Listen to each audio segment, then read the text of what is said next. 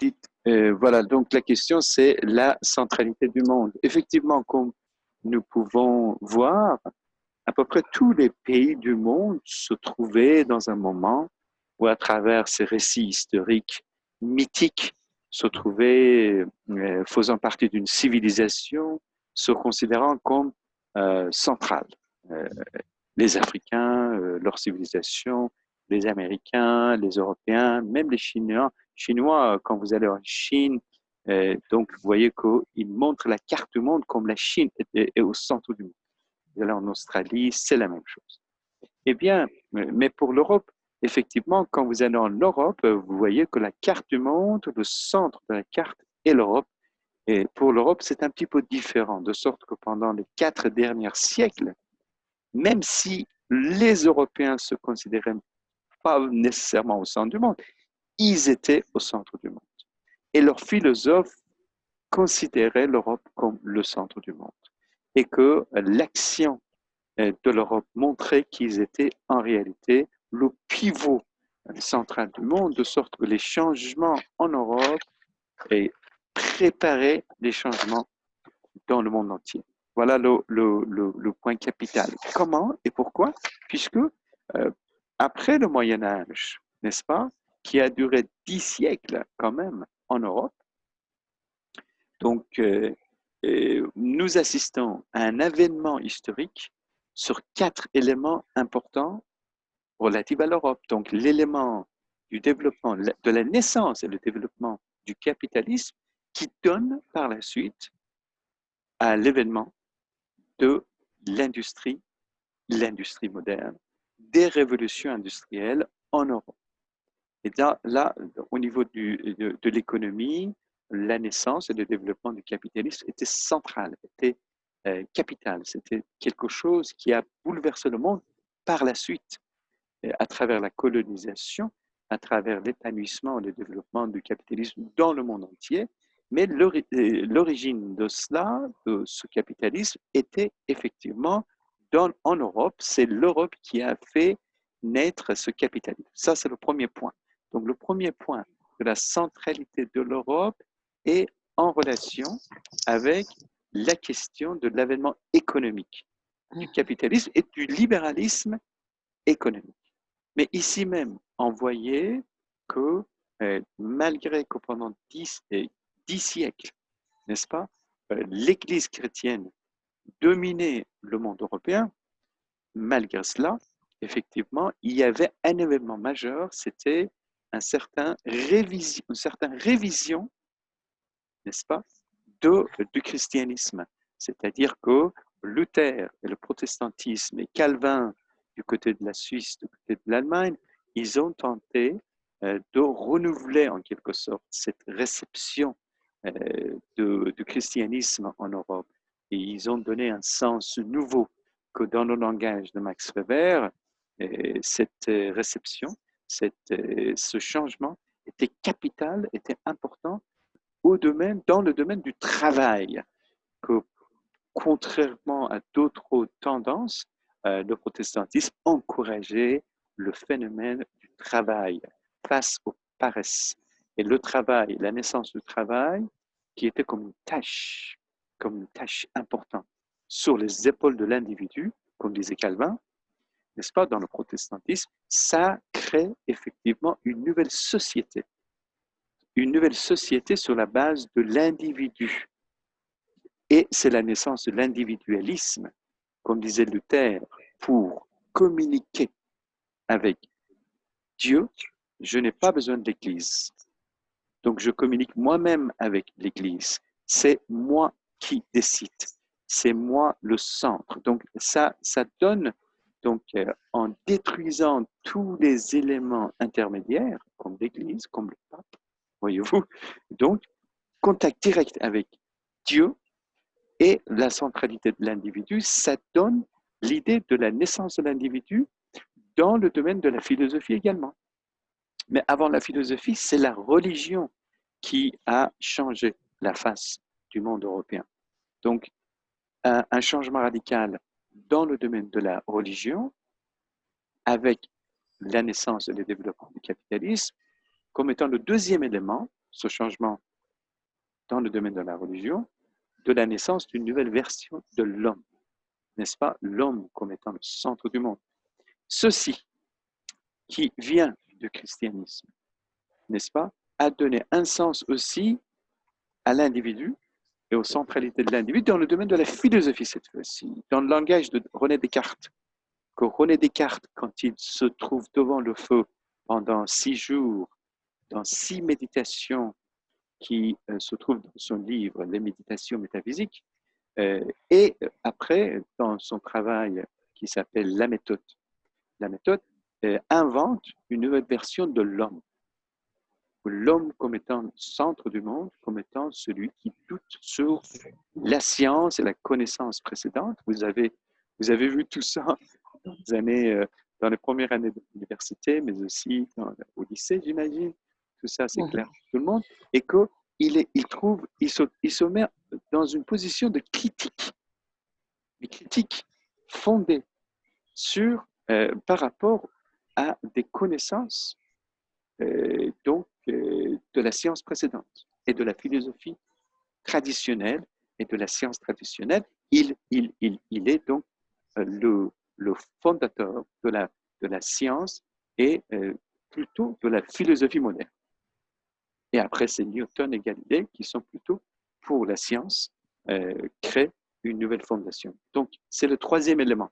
Le troisième élément, comme disait Hegel, on va mettre l'un avec l'autre, c'est-à-dire la philosophie / science. Donc, le premier, c'est le capitalisme, donc l'économie. Deuxième, c'est la religion. Et troisième, c'est effectivement l'invention de la science moderne et de la philosophie moderne. Les deux vont ensemble, puisque vous savez fort bien que Descartes était à la fois un scientifique et un philosophe, et la plupart des scientifiques ont un degré assez élevé de la compréhension philosophique. Mais le quatrième élément, qui est capital, et ceci est en rapport avec le libéralisme politique, cette fois-ci, c'est un événement majeur dans le domaine du rapport entre la société et le pouvoir et l'Église, dans leur rapport de triangle. Et là, ici, en réalité, avec la pensée de Machiavel, Nicolas Machiavel de Florence, de l'Italie, on assiste à un changement encore très intéressant et très important, un bouleversement du rapport entre le pouvoir et l'Église. Si avant, pour agir, pour que le pouvoir politique puisse agir, le pouvoir avait besoin de la légitimité de la carte blanche de l'Église, cette fois-ci, en réalité, la politique agit par elle-même, de façon indépendante, sans passer par l'Église, en donnant une nouvelle interprétation, une nouvelle définition de la politique, en disant que c'est en réalité la politique qui agit pour la politique et qu'elle n'agit pas pour l'Église, ni pour le pape, etc., etc. Avec Machiavel et dans son langage de prince, quand il donne des conseils dans son fameux livre Le Prince, il rend en quelque sorte la politique indépendante de l'Église et il donne à la volonté humaine un sens nouveau. Il donne un exemple, il dit s'il y a une tempête qui envahit un village, il y a deux solutions. Ou bien tu regardes, tu dis voilà, c'est le destin, n'est-ce pas? C'est le destin, on ne peut rien faire. Donc, c'est la volonté de l'autre, c'est la volonté de Dieu qui décide sur la volonté et le destin de l'individu. C'est une version. Hein, c'est un exemple, c'est une anecdote que Machiavel dit dans son livre. Le deuxième, c'est que on essaie de mettre une barrière, n'est-ce pas, de ciment pour empêcher que la tempête entre dans le village, pour empêcher que la tempête détruise les maisons. Là, on l'appelle la volonté, la décision. C'est que nous décidons d'agir et se confronter, nous décidons d'agir et nous confronter avec donc la tempête avec la nature en quelque sorte. L'homme donc qui rend la politique indépendante devient lui-même le décideur et ce décideur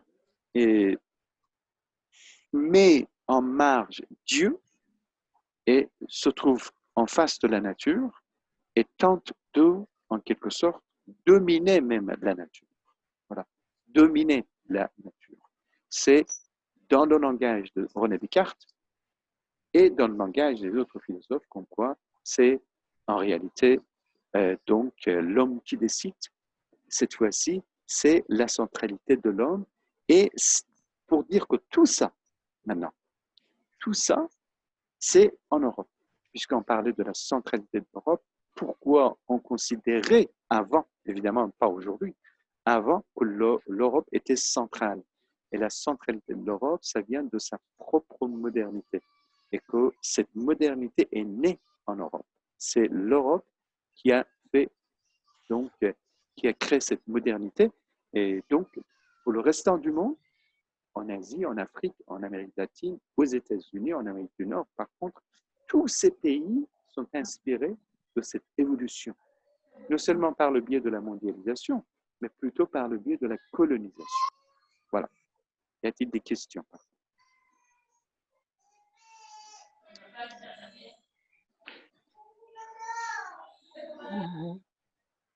Maintenant, l'avantage, c'est ça le point.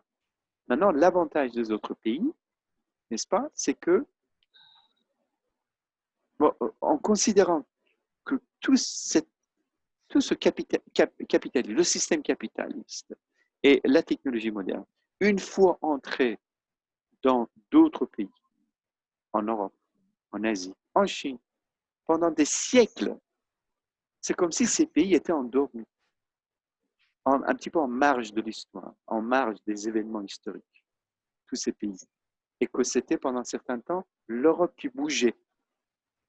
Mais maintenant, aujourd'hui, grâce à un certain nombre d'événements, ainsi que grâce, je dirais, à la mondialisation, il y a un bouleversement spectaculaire à l'échelle du monde entier. Et que tous ces pays qui paraissaient, ils n'étaient pas endormis, mais semblaient être endormis, commencent à se réveiller. Et c'est là que, par exemple, on constate l'Inde, la Chine, le Malaisie, le Singapour, l'Afrique du Sud, l'Afrique du Nord, un certain nombre de pays africains commencent à se développer. Maintenant, la philosophie derrière ça, c'est quoi? C'est que la technologie, n'est-ce pas, qui est née ailleurs, on peut tout simplement emprunter, l'appliquer chez nous. De la même manière que quand vous allumez la lumière tous les jours quand vous entrez dans votre chambre, n'est-ce pas? Quand vous allumez la lumière, vous ne pensez pas à Edison qui a créé la lumière, qui a inventé l'électricité. N'est-ce pas? Vous pensez? Non, vous ne pensez pas. Vous dites pas tous les matins merci Edison. Vous dites pas. Vous oubliez parce que vous l'utilisez. N'est-ce pas? Vous dites pas merci Edison. Vous ne savez même pas. Oui, il y en a beaucoup qui ne savent même pas qui était l'inventeur de ceci et cela. Vous prenez votre voiture, vous ne dites pas merci l'inventeur, n'est-ce pas? Au bout d'un certain temps, peut-être que vous allez oublier aussi, dans 50 ans, peut-être on oubliera aussi l'inventeur de Microsoft ou Apple. Et l'idée, c'est que la technologie est née quelque part, mais est utilisée par tout le monde. Elle est peut-être née, Apple peut-être née en Californie du Nord, mais l'ordinateur est employé par pratiquement toutes les nations du monde, même tous ceux qui sont contre les États-Unis. Mais ils ne disent pas merci, Bill Gates. Bill Gates. Mais l'idée, la philosophie, c'est que on fait à peu près la même chose que la Chine a fait, c'est-à-dire nous sommes dans cette optique d'imitation. L'humanité a le droit d'imiter. C'est-à-dire quoi? On doit imiter. C'est comme un enfant qui ne peut pas prendre la fourchette à la main, n'est-ce pas? Il regarde son papa. Comment tu prends la fourchette? Il dit, l'enfant, à lui-même, comment il prend? Et au bout d'un certain temps, il commence à imiter le papa. Tout le monde n'a pas inventé. Il y a très peu de gens qui peuvent inventer. L'Europe avait cette génie d'inventer. Mais c'est très bien. Mais les Chinois, s'ils ne peuvent pas inventer, ils ne peuvent pas attendre qu'ils inventent de nouveau la même technologie. Elle a été inventée une fois. Qu'est-ce qu'on fait? On ne va pas attendre à ce que nos ingénieurs en Chine, nos ingénieurs en Afrique, nos ingénieurs en Amérique latine qui n'ont jamais connu les formules de départ pour inventer la technologie, réinventent tout ça. Non, ce n'est pas la peine. L'humanité va en avant.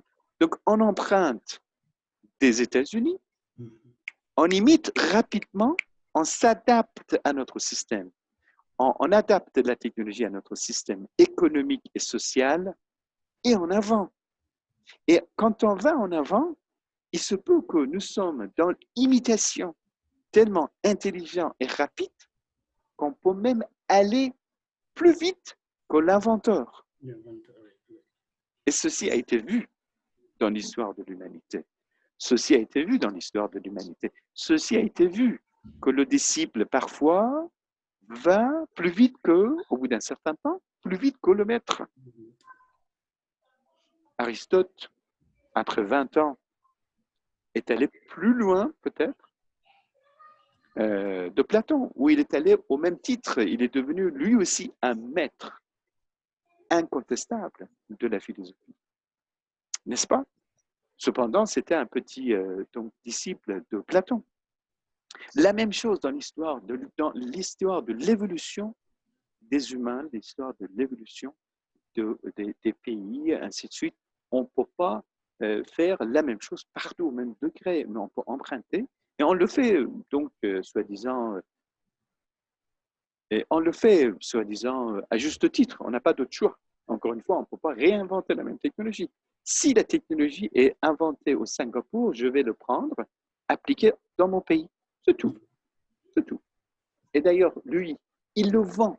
Donc, je vais payer, je l'achète, je la vends. Maintenant, il y a beaucoup dedans. Il y a beaucoup de tricherie, il y a beaucoup de corruption. J'admets qu'il y a beaucoup de tricherie, beaucoup de corruption. Ça, je comprends. Mais à long terme, dans un regard macro, c'est comme ça que ça a toujours été. C'est comme ça que ça a toujours été. Ceci pour revenir à notre question de centralité de l'Europe, c'est que l'Europe était centrale. Ce n'est plus. Elle n'est plus centrale aujourd'hui parce que le centre n'existe plus. Le centre n'existe plus. Vous pouvez être central si vous décidez. Cela veut dire que maintenant, la porte est ouverte pour tout le monde. Avec la mondialisation, cette possibilité d'imitation et invention, parce que quand tu imites, au bout d'un certain temps, tu commences à inventer aussi. Regardez la Corée du Sud, qui est maintenant en compétition avec Apple. Ou regardez Sony au Japon, Sony qui a pas mal imité eux aussi, hein, les Japonais, qui devient avec Kodak, avec Sony, avec Toyota, en compétition avec l'Occident. Or, les Japonais, qui étaient eux-mêmes hyper intelligents, historiquement, bien sûr, on le sait, mais ils ont pas mal appris des Occidentaux, adapté et réinventé des choses par leur façon, sur la base de modèles américains et européens. Et au bout d'un certain temps, ils sont même allés plus loin du maître. Ils sont même allés plus loin du maître. C'est comme ça que la centralité de l'Europe, évidemment, à juste titre, c'est une note importante, mais que maintenant, aujourd'hui, on est allé un peu loin de cette centralité et que le centre, le pivot, est perdu aujourd'hui. Voilà. Maintenant, revenir sur la question de la mondialisation, je voudrais maintenant entamer donc un nouveau cours sur la mondialisation. Mais avant cela, je vais donner une préparation, une une introduction à cet événement. Il est important, juste avant de commencer le débat, de comprendre les étapes les plus importantes de la politique internationale ou géopolitique du monde au XXe. N'est-ce pas? Enfin, une révision rapide. Et qu'après, on va arriver à ce que c'est la mondialisation et les effets du coronavirus, effectivement, sur l'économie du monde, sur la politique du monde également. Ce serait intéressant de voir tout ça en même temps. Eh bien, là, comme vous pouvez voir, bon, le 20e est très, très différent du 21e siècle. Et c'est très différent aussi du 19e, 18e. Cependant, c'est une suite logique peut-être, puisque nous sommes toujours au 20e, dans l'ère de la colonisation. Et on connaît bien ce que c'est, la colonisation, on ne va pas entrer dans le détail, sauf que dans cette époque de la colonisation, eh bien, il y a des événements en Europe. L'Europe qui était à l'origine de cette colonisation et de la naissance des grandes puissances, n'est-ce pas? Comme les Hollandais, les premiers, les Portugais, les Espagnols, parmi les premières puissances colonisatrices. Et par la suite, pour le 19e siècle, 18e siècle, c'était la France et l'Angleterre comme étant les deux puissances colonisatrices. Maintenant, sauf que le 20e est confronté à deux événements majeurs, comme vous pouvez regarder sur la carte. Il y a la Première Guerre mondiale, 14-18, et la Deuxième Guerre mondiale, 39-45. Donc, les deux guerres ont été commencées par l'Allemagne, n'est-ce pas? Les deux guerres. Et c'est intéressant de voir pourquoi l'Allemagne était aussi, comment dirais-je, envahisseur, aussi différent des autres. Cela dit, la guerre existait toujours en Europe. Quand il y avait le changement politique en France de la monarchie vers la République, il y avait beaucoup de pays qui voulaient attaquer la France et la République, en quelque sorte, a été sauvée par Napoléon, par donc toute une série de guerres napoléoniennes en Europe. Évidemment, donc ça montre à quel point à l'époque du 18e, mais après même 19e, il y avait la guerre. La guerre entre l'Allemagne et la France aussi existait à l'époque du 19e. Quand Bismarck, quand il voulait unifier les États germanophones, donc dans la région de l'Europe centrale, l'Europe du Nord, toute cette région qu'on appelle l'Autriche et l'Allemagne aujourd'hui, Bismarck attaque la France, qui était à l'époque dominée par Napoléon III. Donc, tout simplement, attaque et puis donc ils arrivent jusqu'à la Versailles, et c'est au palais de Versailles qui, en quelque sorte, Bismarck annonce l'union de l'Europe. Après avoir attaqué l'Autriche, l'Allemagne a été créée en 1970, si je ne me trompe pas de cette date. Donc, c'était la naissance de l'Allemagne unifiée sous le règne de Bismarck. Pour dire qu'il y avait toujours des attaques réciproques entre l'Allemagne et la France, et ainsi de suite. Mais la Première Guerre mondiale était importante parce que cette fois-ci, il y avait l'Autriche qui rejoint l'Allemagne, il y avait l'Empire ottoman. C'est quand même très important. C'est un grand empire qui était là, dans cette région que vous connaissez, pendant des siècles. Non, la Turquie et l'ensemble de l'empire qui allait d'Arabie Saoudite jusqu'à l'Afrique du Nord, jusqu'à la porte de Vienne, donc l'Autriche. Donc c'était une région quand même importante de l'Europe qui était dominée par les Ottomans. Encore une fois, les Ottomans étaient d'origine turque, ou la Turquie d'aujourd'hui, c'était le bassin de la naissance et du développement de la force et de la puissance de l'Empire ottoman. Maintenant, ça se développe, et puis les Ottomans aimaient, en quelque sorte, donc les Allemands. Aujourd'hui, la Turquie a une très bonne relation, le peuple turc, avec les Allemands. Il y a plus d'immigrés. Si en France, vous avez plus Turc, d'immigrés, voilà, en France, vous avez plus algérien, d'immigrés maghrébins, algérien, voilà, maghrébin. et donc en Turquie, en Allemagne, vous avez plus de Turcs, évidemment, parmi la population immigrée. Certains qui travaillent vraiment dur, travaillent beaucoup, et qui envoient l'argent à leur famille en Turquie. Ici, on ne parle pas des gouvernements, on parle des peuples, le peuple turc et le peuple allemand. Donc maintenant, on est au stade d'une attaque. Je ne veux pas entrer dans la discussion relative à la naissance, à la raison de cette guerre. La guerre, finalement, donc, constitue deux groupes, l'Allemagne, l'Autriche et l'Ottoman, et de l'autre côté, ces trois alliés, la France, l'Angleterre, la Russie, classique. Hein. Donc, on voit la même image du côté de la Deuxième Guerre mondiale, 39-45, l'Allemagne, l'Italie, le Japon. C'est important de voir qu'en Allemagne, nous avons un régime totalitaire, n'est-ce pas? Et en Italie, nous avons un régime différent, n'est-ce pas? Ce n'est pas parce que c'est des régimes despotes, ce n'est pas la même chose. En Italie, c'est un régime qu'on appelle fascisme.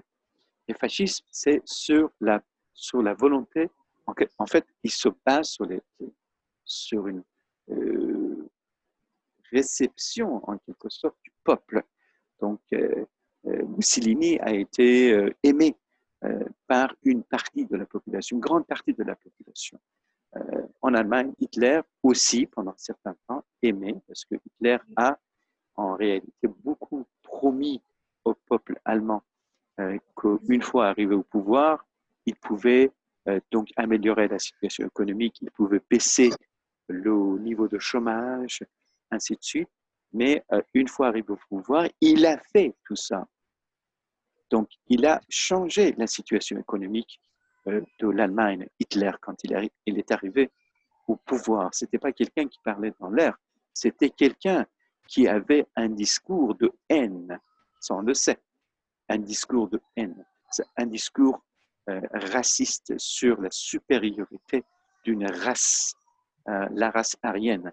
D'accord? C'est important et c'est intéressant pour tous ceux qui font l'analyse géopolitique, puisque ça fait partie de cette analyse. Pourquoi une puissance arrive à ce point-là? C'est important aussi pour des études philosophiques, n'est-ce pas? Pourquoi la raison arrive à ce stade de s'autodétruire. Donc, il s'autodétruit, comme disait l'école de Francfort, Adorno et Horkheimer.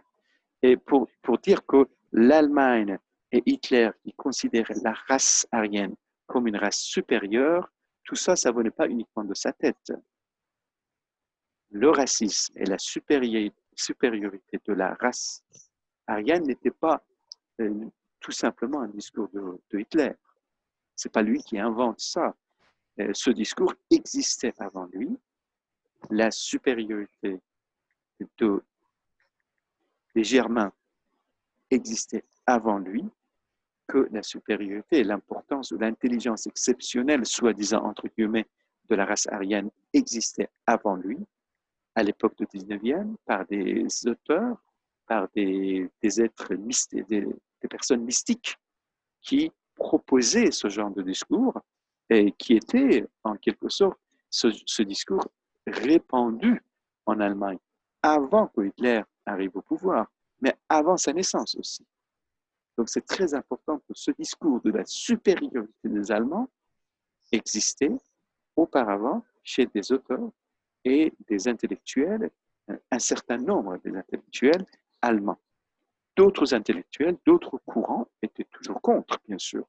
il y avait des courants communistes très, très répandus dans les années 1920 et 1930. D'ailleurs, Hitler voulait battre les communistes avec les juifs, bien sûr, mais qu'il y avait aussi des mouvements critiques. Il y avait des tendances marxistes en Allemagne. Et tout ça pour dire que quand Hitler arrive au pouvoir, lui aussi, comme Mussolini, puisque Hitler a pu rendre le système économique plus favorable, les gens qui ont vécu la critique de 1929 et 1930, tout le monde sait la crise économique mondiale, l'Allemagne qui a trouvé son pays, son économie complètement détruite et en crise permanente. Après la Première Guerre mondiale, l'Allemagne, en réalité, avec Hitler, a pu renouveler, reconstruire son économie. Le niveau de chômage baisse. Une fois que Hitler arrive au pouvoir, le niveau de chômage baisse. L'Allemagne a pu se reconstruire et sortir de cette crise économique de 1929-1930 et donc les usines commencent à fonctionner, surtout l'industrie de la guerre, l'économie de la guerre commence à fonctionner. Les gens ont commencé à manger bien puisqu'il y avait une véritable crise économique en Allemagne, donc avant d'arriver au pouvoir de Hitler, sauf que les gens qui ont commencé à aimer Hitler ne savaient pas que Hitler était en train de se préparer pour la guerre. Il voulait dominer l'Europe. Il voulait donc éliminer les Juifs. Il voulait éliminer les communistes. Il voulait éliminer les opposants. Les gens ne savaient pas où, quand ils ont vu toutes ces répressions de l'État de Reich III, Troisième Reich, et ils n'ont pas rendu compte. Et les opposants étaient, une partie des opposants ont quitté le pays. Les grands intellectuels sont venus à Paris, puis ils sont partis aux États-Unis. Les membres de l'école de Francfort, Hannah Arendt, Walter Benjamin et les autres qui sont partis ailleurs, et Benjamin est resté donc à Paris. Donc tous ces gens-là existaient, ils étaient contre Hitler, et une partie de la population n'a jamais accepté Hitler. Mais une grande partie a accepté pour dire que Hitler n'était pas donc une annexe insensée de la société allemande. C'était une logique. On comprenait dans la suite de la logique d'une culture, pas de la culture dominante, mais une petite tendance qui existait auparavant en Allemagne. C'est important que c'était quand même une suite logique d'une tendance intellectuelle de l'Allemagne avant. Face à cette tendance intellectuelle raciste qui préconisait la supériorité de la race aryenne, il y avait d'autres tendances qui contestaient, heureusement d'ailleurs, comme les contestataires critiques intellectuels, les grands poètes, les grands intellectuels philosophes et les marxistes et les communistes de l'époque qui rejetaient ce racisme encore heureux. Et donc, la Deuxième Guerre mondiale, pour revenir à notre sujet principal, c'était l'Allemagne, l'Italie et le Japon d'un côté. De l'autre côté, c'était la France et l'Angleterre. La France et l'Angleterre, deux puissances importantes, colonisatrices. Attention, colonisatrices de l'époque. Maintenant, regardez, quand les pays colonisateurs, n'est-ce pas, les Maliens, les Nigériens, les Sénégalais, quand ils voient que la France, qui était considérée comme une puissance imbattable, envahie par une armée, évidemment, l'armée du Troisième Reich, envahie, donc comment les colonisés ont qualifié cette faiblesse. C'est très important. Donc pour eux, dans leur perception de la puissance colonisatrice, quelque chose a brisé. Donc c'est ça qui donne la naissance au mouvement anticolonial. Entre autres, hein, il n'y avait pas que ça, il y avait entre autres, quand tu vois que la France qui était imbattable, maintenant, elle est envahie par l'Allemagne et il ne peut pas résister. Donc, pour moi, coloniser, en regardant cette puissance, je considère que cette puissance n'est pas aussi forte qu'on imaginait. Donc, je peux me permettre de commencer à me battre contre cette puissance dans mon pays et déclarer l'indépendance, par exemple, tu vois, commencer le mouvement d'indépendance. Donc, il y avait la France, l'Angleterre comme deux pays attaqués par l'Allemagne. Et puisque il y avait une entente entre l'Allemagne, Hitler et Staline de l'Union soviétique, une entente comme quoi on ne va pas s'attaquer, on va rester en paix et tout, mais que Hitler a brisé cette entente, donc l'Union soviétique rejoint la France et l'Angleterre. Donc ça fait trois puissances contre l'Allemagne et l'Italie et le Japon. Donc l'autre côté, c'est l'Allemagne, donc la France et l'Union soviétique. Et puisque ces trois puissances ne suffisaient pas de résister et de se battre contre l'armée de Troisième Reich, donc ils ont commencé à demander l'aide aux États-Unis. Voilà quatre forces qui se réunissent ici. Je rappelle que quand je parle de la puissance militaire de l'Allemagne, il faut dire que l'armée de l'Allemagne avait une armée de 2 millions. C'est quand même beaucoup. Et donc l'armée était une armée très moderne, la plus moderne de son époque, et qui pouvait effectivement s'affronter à différentes attaques. Donc, etc., etc. Finalement, la guerre se termine en 1945. On ne va pas entrer dans le détail, mais 1945, n'est-ce pas, est une date clé. C'est une date clé. Et c'est une date clé où on considère que c'est le moment de la paix. C'est plus la peine de faire la guerre, c'est le moment de la paix. Donc, c'est évidemment, c'est la naissance de 45 de l'ONU. Dans la charte de l'ONU, il y a deux éléments importants. La liberté des nations et l'égalité des nations. Les nations sont libres, les nations sont égales. Donc, l'égalité des nations permet, dans la perception des pays colonisés, de penser que, bah, écoutez, si j'étais inférieur, maintenant, légitimement, je suis au même pied que les Français, n'est-ce pas? Les Africains, les Indiens et les autres, n'est-ce pas? Donc, c'est ainsi que l'indépendance ou le mouvement nationaliste commence à se développer dans tous ces pays. Non pas par cette charte de l'ONU, évidemment que ça existait, ce mouvement anticolonial, tout le temps dans tous ces pays, mais que cette charte aussi donne une nouvelle idée au mouvement anticolonial dans tous ces pays colonisés, d'autant plus que, encore une fois, quand ils voient tous ces pays colonisés que l'Angleterre et la France, comme de grandes puissances, ne sont pas si forts qu'on imaginait, ça aussi, ça ajoute. Et il y avait d'autres éléments. Donc nous sommes maintenant dans l'idée de la décolonisation dans cette période. Pourquoi la décolonisation et comment la décolonisation? Pourquoi la décolonisation et comment la décolonisation? Quatre éléments contribuent à la décolonisation. Quatre éléments. Donc, je commence par le premier.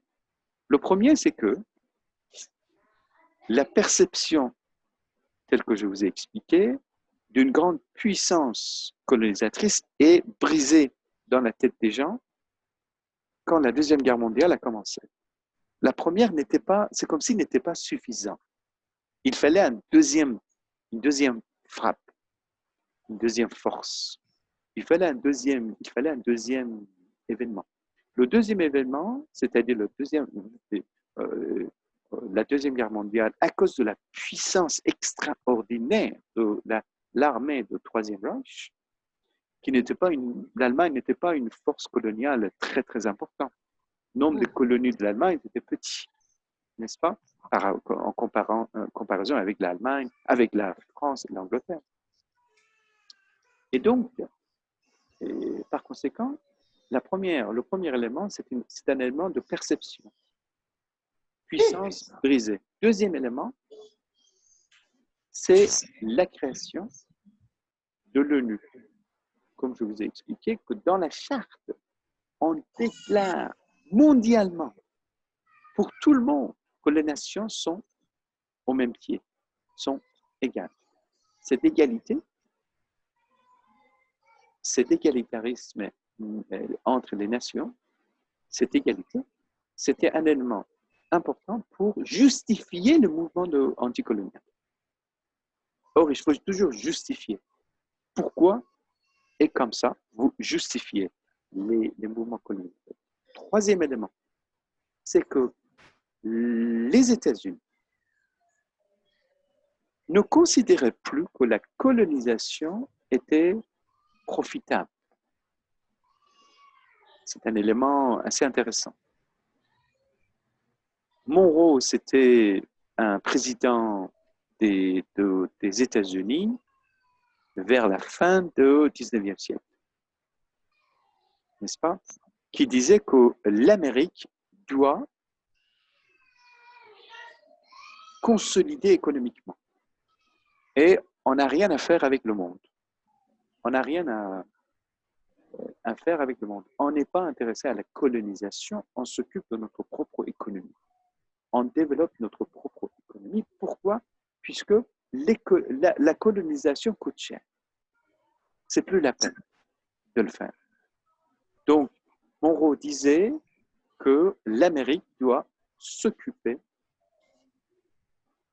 de son propre pays, de son propre économie. Et cette politique s'appelle consolidation économique. Et l'Amérique, donc, à partir de cette politique, a tenté effectivement de continuer son influence, mais son influence uniquement en Amérique, c'est-à-dire en Amérique centrale, en Amérique latine. Les États-Unis avaient beaucoup d'influence, en quelque sorte, une sorte de colonisation, mais colonisation version moderne. Comment dire? Cette colonisation a deux éléments importants. La présence de l'armée coloniale et la gestion administrative des pays colonisés. Voilà deux éléments importants dans la colonisation. Les deux éléments-là n'existent pas dans la politique des États-Unis quand il s'agit de l'Amérique latine.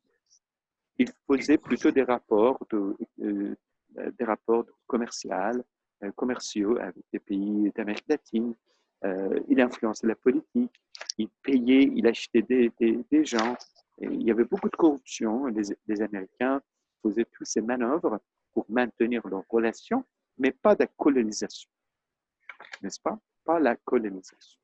Cette politique de consolidation économique existait en réalité jusqu'à la Deuxième Guerre mondiale, quand Churchill appelle Truman, le président actuel de l'époque, le président de l'époque des États-Unis, en lui demandant l'aide financière à partir de l'époque, donc à partir de 1947, avec le plan Marshall. Donc, comme je vous ai expliqué auparavant, il y avait 17 milliards de dollars qu'au plan Marshall envoie en Europe. Mais quand il voit en Europe, ce n'est pas gratuit tout ça. Il commence à développer son influence. Les États-Unis commencent à développer son influence en Europe, sur le plan, cette fois-ci, économique. Il y avait la présence de l'armée américaine aussi, mais il n'y avait jamais la colonisation. Alors, le fait que les Américains n'aimaient pas ou n'admettaient pas la colonisation, ils n'admettaient pas la colonisation, ce fait-là était important dans le tournant historique qui donc s'achève avec la décolonisation. Ça, c'est un Donc, c'est le troisième élément qui va avec un quatrième élément qui est, donc, le troisième et quatrième, je vais mettre ensemble. D'accord? Je vais mettre sous le troisième élément. C'est l'Union soviétique. Les communistes n'acceptaient pas la colonisation parce qu'ils croyaient à la libération, à la liberté des nations, à l'égalité des nations. Donc, c'est-à-dire, les communistes pensaient que les nations sont libres. Il ne faut jamais une puissance qui colonie une autre. Donc, de ce côté-là, c'est clair que nous sommes en quelque sorte en face d'une nouvelle version des choses. L'Union soviétique est devenue, durant la Deuxième Guerre mondiale, ainsi que durant la guerre froide que vous connaissez, une puissance incontestable, mais que cette puissance, comme par hasard, n'acceptait pas, n'admettait pas la colonisation. Voilà trois éléments. Donc, sans entrer encore dans le détail, donc le premier élément, c'était un changement de perception.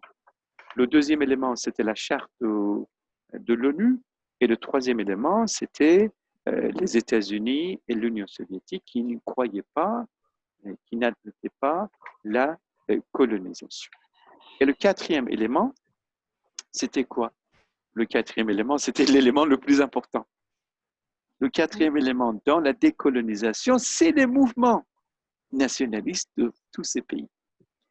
Un nationalisme libérateur et non pas un nationalisme monopolisateur, n'est-ce pas, ou dominateur. Il y a deux versions de nationalisme. Avec cela, je termine cette partie. Il y a une version de nationalisme qui est donc dominateur. Hitler faisait la guerre au nom de la nation de l'Allemagne, n'est-ce pas? La même chose pour les Ottomans quand ils ont tué 15 000 donc personnes, je pense que le nombre, peut-être que je me trompe, ça pourrait être un peu plus, des Arméniens au nom de la nationalisme turc. Et donc le nationalisme était toujours de ce point de vue-là un discours dangereux, n'est-ce pas? Ce nationalisme, c'est la supériorité et la domination d'une nation sur les autres. Donc, de ce point de vue-là, c'est dangereux. Mais là, par rapport à ces mouvements nationalistes dont nous parlons d'un nationalisme patriote. C'est le patriotisme qui va avec ce nationalisme. Je l'appelle moi-même, je l'appelle le nationalisme libérateur. Et j'appelle les autres versions de nationalisme, le nationalisme monopolisateur. Donc, le premier, libérateur, est la même chose qu'on appelle, à juste titre, le patriotisme. Eh bien, le quatrième élément dans la décolonisation, c'est en effet le mouvement nationalisme en Inde, en Afrique ou ailleurs. Donc, le premier pays indépendant, c'est l'Inde en 1947. Et après, dans les années 60, des pays en Afrique se libèrent, parfois par leur propre volonté et parfois par le calcul et la proposition des pays colonisés. Voilà, je termine cette partie. Je vous laisse.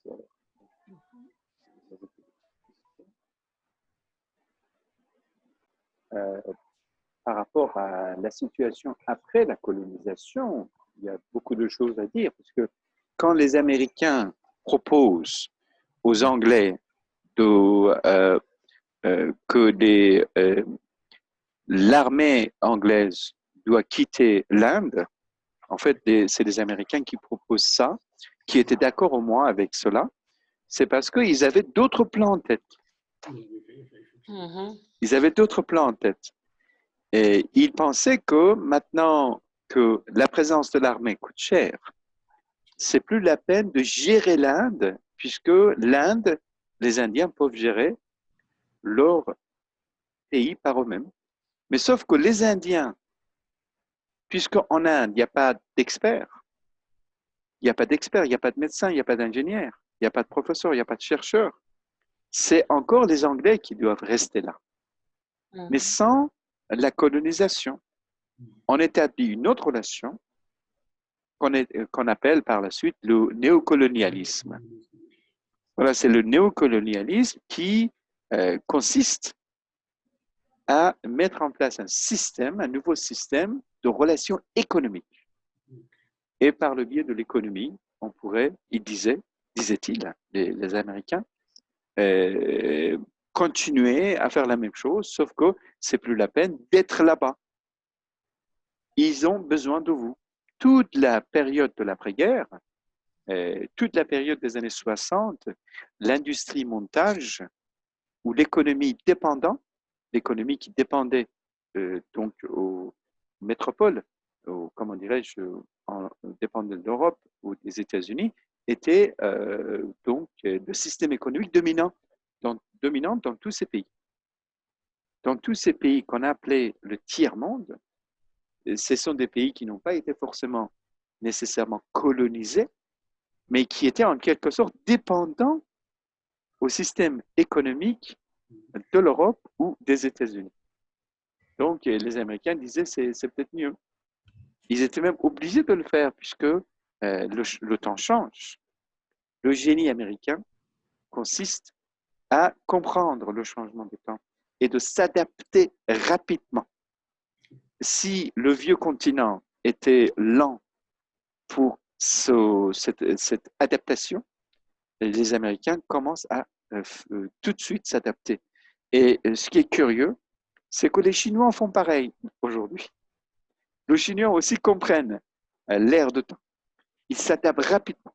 Donc, c'est-à-dire qu'on met derrière la tradition et on s'adapte avec la modernité. Et cette modernité version chinoise, bien sûr. N'est-ce pas? C'est-à-dire qu'eux, ils essayent de changer rapidement, aller dans le courant des choses, au lieu de rester conserver le passé et être attachés à la tradition du passé, ils essayent d'avancer rapidement puisqu'on est dans la compétition avec d'autres puissances. Maintenant, ceci ne veut pas dire que vous allez oublier la tradition, puisque la tradition, c'est avec vous et moi, c'est dans notre sang. On est né avec, puisque la langue nous appartient. Cette langue, c'est la langue de la tradition. On est né avec cette tradition. Donc, la seule solution, c'est de peut-être garder la tradition pour notre réunion de famille, voyez-vous, mais sur le plan de la technologie, sur le plan de l'économie, on doit avancer, voyez-vous. Donc, nous sommes dans les pays non occidentaux, dans ce paradoxe de l'entre-deux, dans cette relation de la tradition et la modernité, que la tradition reste un petit peu à l'intérieur et la modernité reste pour tout ce qui est par rapport à l'économie et l'industrie et le système de management et l'administration. Vous ne pouvez pas gérer un pays avancé avec l'administration sur la base des valeurs traditionnelles. Ça va complètement donc détruire votre travail, votre plan. Voilà. Voilà. Oui, je vois. Votre question, c'est donc la motivation Développement.